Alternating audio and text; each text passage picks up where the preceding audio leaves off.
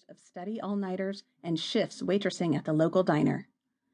In the thick of it, though, when the lights were off and I was alone in my twin bed, roommate snoring nearby, I'd wonder, what sort of jinxed roommate potion did I drink? It became an annual assumption that I need to find a new rent-sharing companion every May, a new place where I could hang my growing collection of gently worn bridesmaid dresses. I was happy for my friends who found lifelong love so early, but I was also relieved I hadn't. I hoped the person for me was out there somewhere, but in my early 20s, I felt as young as I was.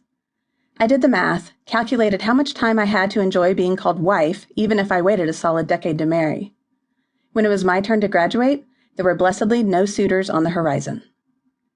Instead of settling down into family life, I applied for a teaching position that required a move to Kosovo, a war-torn pocket in former Yugoslavia, a country fresh from a genocide spearheaded by the dictator Slobodan Milosevic. This was my resistance against registering for tea towels and gravy boats and settling into picket-fenced suburbia. This postgraduate season of teaching English to Albanian teenagers, conserving water by taking weekly showers, and cursing a spotty, generator-powered internet connection from a tiny Albanian village was, somehow, dreamy. I lived in a second-floor apartment on a nameless street in a village of 1,000 people who seemed suspended in time. Cars had rolled in only 20 years earlier, and those same cars traveled these streets.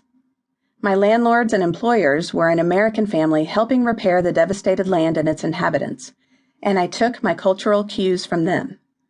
That year, I learned how to sit with my thoughts and go without English-speaking companionship in my age bracket, quite the change from university life mere months before. I learned how to start a wood-burning stove and felt like Ma Ingalls with a navel piercing. I learned to make do without a clothes dryer, as most of the world does, and I learned to burn my trash instead of carting it to the curb on garbage day. I also learned home mattered to me more than I thought it did. After a childhood spent under one roof, I blossomed in the hodgepodge experience of college and was convinced that normal things, like predictable water output from the bathroom sink, weren't my highest priority. I categorized myself an adventurer, someone who flies by the seat of her pants, who needs the next thing around the bend so long as it isn't settling down.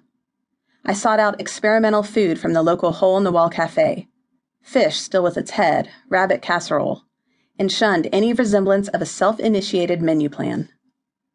But after months of daily work in the village, riding the bus into the capital city once a month to call my parents from an international phone, and sleeping under a borrowed blanket I'd never pick for myself, there it was, an innocent little truth staring me in the face 6 months into my life in Kosovo.